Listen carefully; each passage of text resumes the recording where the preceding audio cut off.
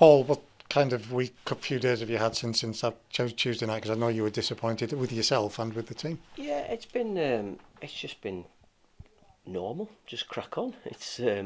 I can't change what happened on Tuesday night. I always find it quite interesting because you do things. I have to make a decision before a game to pick a team, um, and sometimes it works and sometimes it doesn't. And it's always easy afterwards to go, he should have done this, he should have done that. But I'll do that myself as well. So I'll look at it and think, well, I should have done this. And I've spoke to people and they said, well, I think you're a bit harsh on yourself there because of this and because of that. But it didn't work, so you have to look at it. You've got to look at why it didn't work and what was the reasons, and there have to be reasons, not excuses. I think there's a difference between those two. Um, but I did the same as I would normally do. I sat on the couch and I watched the game back, and I watched it again on Wednesday morning. I got in my head what was the things that I thought we could have done better. And then I start looking at Tranmere, and I've watched Tranmere against Crawley and Tranmere against Sutton, and I try to get what's right to go for this weekend, because this is now the most important one. So training's been good. The players all seem fine. I've told them what the schedule is for the next month, and I've just said we've now got a 6 game month, and I want to win as many games as we possibly can in this 6 games. No one game is more important than the other, but the first one is Tranmere, and we look forward to that one. The reason the fans stayed and you all did the huddle and then applauded them is because they'd seen the effort that went in. Okay, it didn't all go our way, but that might tell you that perhaps you didn't get the selection right because the lads must have done something right to get that. Well, exactly. We weren't a million miles away from it. It was just little things, and it unfortunately it's not tactical. It's not a tactical or a technical issue that we let. Well, no, there was little bits of technical issues that let us down, little bits of quality in the final third. But it's little things like the ball goes over the top of our heads, and their centre backs are heading it up in the air, and it's dropping in a midfield area where we've got 6 players behind the ball looking after probably 2 of their players, and it's just that front foot mentality that I've wanted all of the games, and we just didn't have it first half. When we then changed it a little bit and went a little bit more positive, I did think we had an effect. I've got things in my mind of Brennan Dickinson closing their right back down and getting a block on it and putting a cross in that gets intercepted at the near post, and Joe Riley whipping a ball in that Jack gets in at the far post, and other little skirmishes that we had where when we went more front foot it was effective. And really that's the best way to play. It's no point sitting back and defending and thinking we can go low block and we'll get 0-0 draw. That ain't what I want to watch, and I'm quite sure it's not what the fans want to watch. So I think they saw in the second half that we had a right go at it without having enough to get something out of the game. And really, whether that's the reason or just the fact that they are quite positive about the players at the moment, that's the reason they stayed behind and applauded the fans, and that's why we have to show our appreciation to them as well. You explained what you did. You looked at the game on the bus, then it's on to Tranmere. What do you do with the boys when they get back in on Thursday morning, for example? Did you go over it again, or is it straight on? No, I had a talk to them. I haven't shown them anything. I've had a couple of individuals in and shown them clips and just talked about different things that they can do. We'll show them stuff when we do the final prep for Tranmere on Friday morning, and we'll go through what we see Tranmere doing or what we expect Tranmere to do.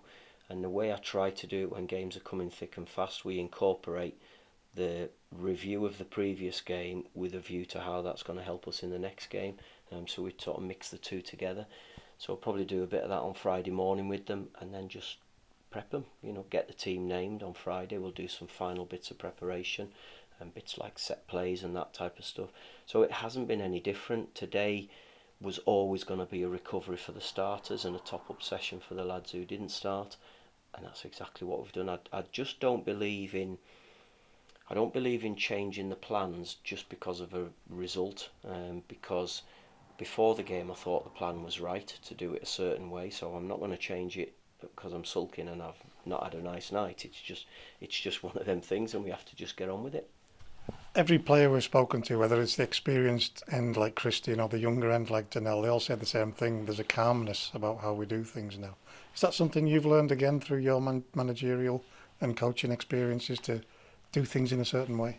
Yeah, I think so. Yeah, I think I've probably realised that you can't just go mad at people. It just doesn't work anymore, does it? And maybe that's something I've sort of learned. I know I didn't do it as a dad when my children were younger, but over the years I learned to be a bit calmer. I think working as an assistant teaches you to be calmer because I don't probably as much as I want to win. I didn't feel the pressure as an assistant like you do as a manager when you've got to make the final call. And I always used to smile when Steve McLaren used to come to me and say, "We've got a big decision to make this week." And I say, "What for?" I said, "What's the big decision?"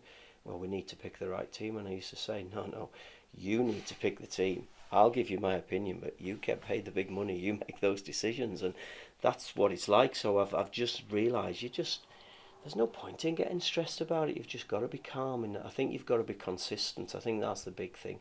You've got to be clear about your messages, consistent with your messages, because if you keep chopping and changing what you're thinking, what you're feeling, how you behave, you sort of lose track of yourself and you don't know what you are supposed to be. So I think I know what I want to be and I know how I want to be, and I just try to do it. I'm not saying I always do it, because at half time on Tuesday I probably didn't do it, but I didn't do anything. I hope I didn't do anything that has lost me a player, but I didn't see that in the second half, so that's all I'm bothered about. So not quite teacups is what you're saying? Oh, no, there's no teacups now, no. In fact, you don't get tea in the dressing room anymore now. The days of getting oranges and teas and stuff in the dressing room are gone. But in all fairness, when I got into the change room, what I tried to do for the first couple of minutes, I try and stay out the way and get my head together and speak to Gav and to Paul Gerrard, and Jakey comes down with the video, and we have a little couple of minutes where we get together with what we want to say, and we've just got a couple of points that we make. And again, I don't see the point in making loads and loads of points. It's probably 3 maximum points that I want to make, preferably one of us in possession, one of us out of possession, and something around set plays. It doesn't always work that way, and I leave the players to get themselves sorted out. And the noise coming from them, they were disappointed with each other. They were the ones who were digging each other out, and that's really good, because that doesn't happen everywhere up and down the country in dressing rooms. I've gone into many a change room at half time and there's silence, nobody wants to speak, nobody's brave enough.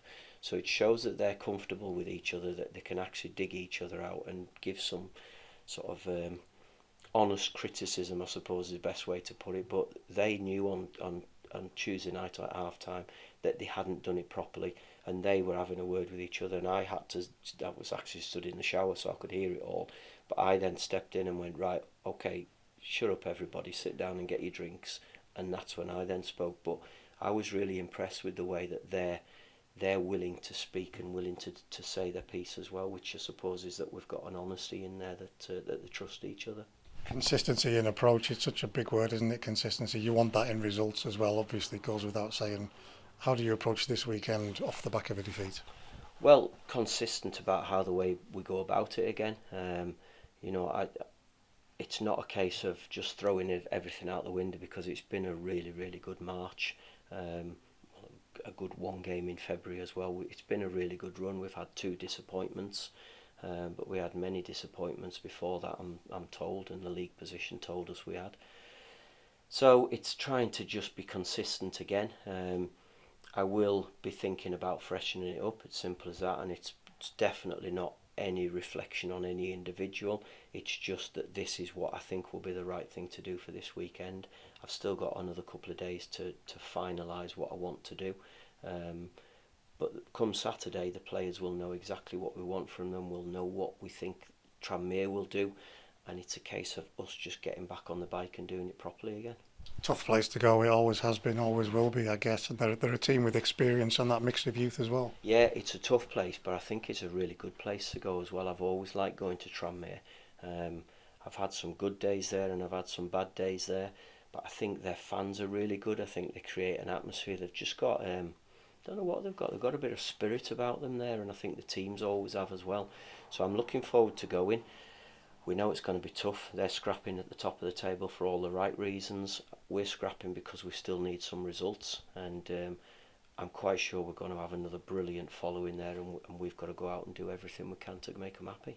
It's been hugely tempting to fall into that we're safe sort of, I don't know, comfort blanket. It's just not there with you, is it? Oh, not at all. No, no, because the league table tells us we're not safe. I don't know what more we need. Don't know how many we need. There might be a chance, as I said before, we might not need any more, but I don't want to say we don't need any more and we're safe. And I'm certainly not saying that to the players. They're not thinking that, and we have to go. And as I've said many a times, we have a duty to go and do it properly. We're professional footballers, or professional football people. I wish I could still be a player. But we've just got to go and do it properly. And I'll give the players their credit. They've come in today. They've done it properly today. I'm quite sure they'll do it properly tomorrow. And I've gone through what I expect and what I want. And it's just up to us. We're the only ones who can go and affect it, and we can do that starting this weekend. They've got the likes of Big Peter Clark who can get on the end of set pieces. They've got the likes who can play football as well. What sort of approach do you expect from Tranmere this weekend? Well, you just said it before. They've got a good mix of youthful players. They've got a couple of young lads on loan from decent clubs. They've got experience with the goalkeeper, with Clark. It's going to be a tough game, but I think if we're right, I think we can cause them problems, because I think we've got ability, we've got energy. They've shown they've got the commitment, so we've got to match them for whatever they've got. They're in the league position because of they had a tremendous first half of the season. They've conceded a few more goals of late. Over the last 6 or 7 games, they've conceded more goals than they probably would like.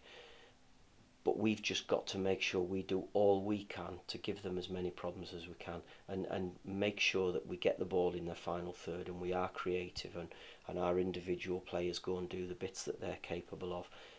We then have to make sure we're much better from set plays than we were on Tuesday night, because that's something that can be a threat for us. Whether that be a long throw, whether that be a free kick or a corner. We've got people who can put the ball in the right areas. Unfortunately, on Tuesday night we didn't affect Rochdale as much as we would like. But the next opportunity is Tranmere, and we've got to make sure we do it in that one. After a busy start to the week, have they got the recovery phase out the way? Are they ready to go again? Yeah, they are. Well, they have to be. Simple as that. It's not a case of will you please be ready. We're going to have to be ready, and there's not a long time to go in the season. We've got the whole of April and one game in May. It's not a lot to ask to go and give your all for this last little run in, and I'm quite sure the players want to do it. There's no let up from them. There's nobody talking about holidays or anything like that. It's about head down, do the job properly, and see where we end up. How close is Jimmy to knocking on the door of the 18? Yeah, he's close. He's trained really well today. I'll give him his due. He was going to travel with us on Tuesday, and he said that if I'm not going to be on the bench, I'd rather train because I want to get fit. So he made that decision, and he didn't travel with us. And that's not him being disruptive in any way, and that's honesty, which I'd like people to be honest with me. But I would expect he'll come back into the mix for the weekend, and he's certainly in my mind to be involved, as are quite a few of them. And other than your long-term injuries, you've now got a mix of players that are either in the 18 or knocking on the door, really giving you some selection problems. Great problem to have. I don't mind that. I'd much rather have a selection headache than the team picking itself, because we've got no options. We've got a full group. I think it'll be 21 will travel with us, barring anything happening between now and Saturday. And it's just up to me, with a little bit of guidance from the staff, to pick the right team that hopefully goes and does the job.